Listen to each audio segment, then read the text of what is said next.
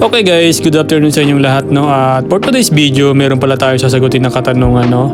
Regarding dito sa bansang Japan, para makapag-share na ulit tayo sa mga kapwa nating kababayan na gusto mag-apply dito sa bansang Japan, no? Actually guys, kakawin lang pala natin galing trabaho at nagluto muna tayo para mamaya dire-diretso na tayo sa tatalakayin natin. I hope na sana magustuhan nyo yung video na to, and okay guys, and let's go! Okay guys, good afternoon sa inyong lahat, no? Kakawin lang pala natin galing trabaho. Ngayon lang, actually guys, ngayon ako nakapag-vlog, no? Talagang pasensya na kayo sa mga nag-aabang sa vlog ko dyan, no? Sa mga nanonood ng video ko. Maraming salamat sa inyo, no?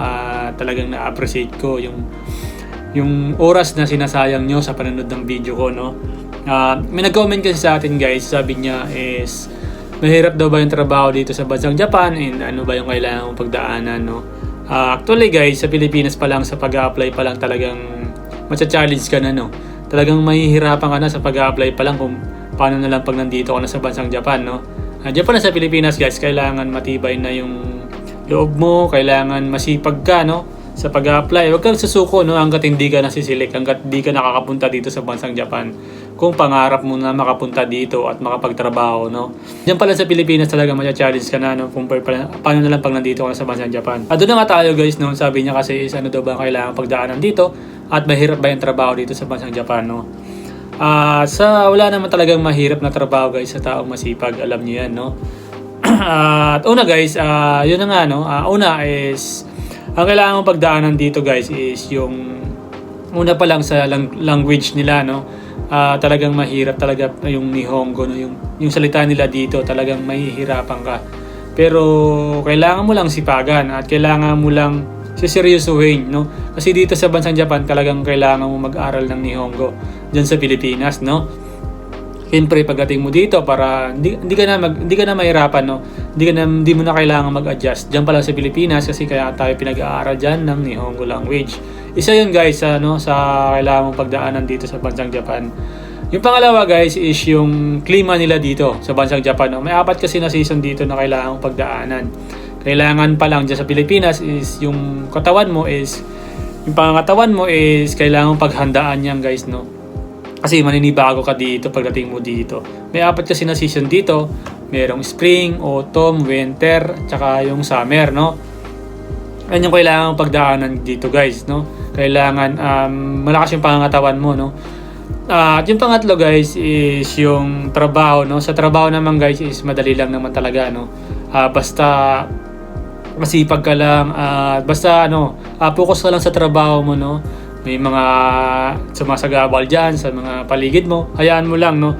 Doon ka lang, focus ka lang sa trabaho mo, no? Ang trabaho naman kasi guys is hindi naman talaga mahirap dito sa bansang Japan, no? Kailangan mo lang talaga, depende, no?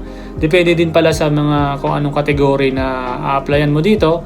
Meron kasing kagaya ng mga construction, no? Kailangan yung mga nasa site, mga nasa labas. Mahirap yan guys, yung trabahong ganyan. Kagaya din kasi sa amin, talagang mahirap din, no? Minsan kasi pag summer, nagluluto kasi kami, no? Talagang mahirap din yung trabaho. Sobrang init din kasi. Ang mahirapan ka lang dito is yung talaga yung langwahe nila. Siyempre, kunyari, kung yung Japanese yung leader mo, minutusan ka, di mo alam, di ba? Yung isa challenge mo yung guys, kailangan ka talagang mag-aral kayo ng Nihongo, no? Diyan sa Pilipinas, papunta dito sa bansang Japan, no? Doon pa lang guys, no, mahirapan ka na talaga. Pero kailangan mo pa rin talagang seryosohin, no? Yung pag-aaral ng Nihongo, at kailangan mo talagang seryosohin na makapagtrabaho ka dito sa bansang Japan, no?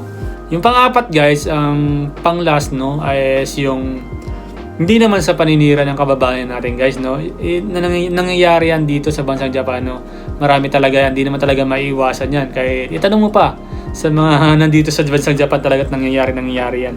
Hindi naman pa sa paninira ng kapwa nating kababayan Pinoy, no?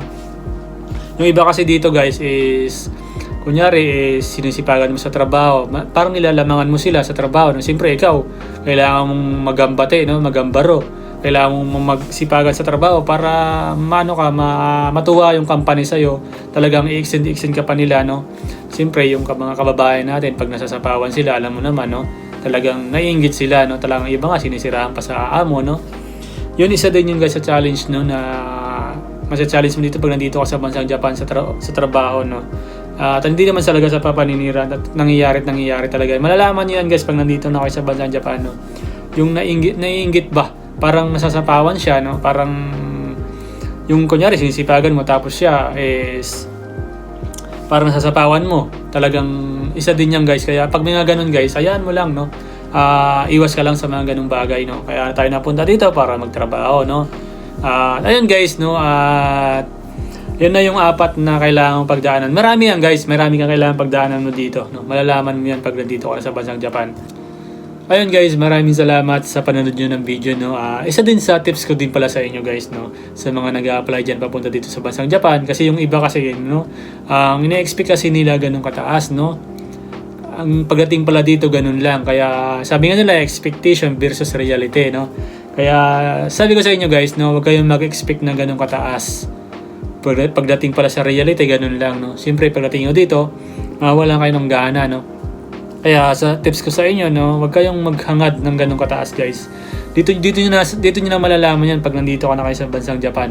Para pagdating niyo dito, hindi kayo madidisappoint, no. Ayun guys, isa din sa tips ko sa inyo. And yung guys, good luck sa inyo, no, sa mga nag-a-apply diyan papunta dito sa bansang Japan. Sipagan niyo lang palagi, no. Tiwala lang lagi sa sarili, and siyempre magdasal kayo, no.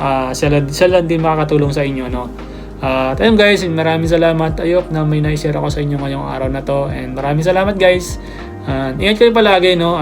Sa mga hindi pa na pala nakapag-subscribe sa channel natin guys, pa-subscribe na lang and pa-like and pa-share na lang din guys. Maraming salamat. And ayun guys, and ganito na ang video ko. And ingat kayo palagi. God bless. Ingat. Good luck guys. Bye bye.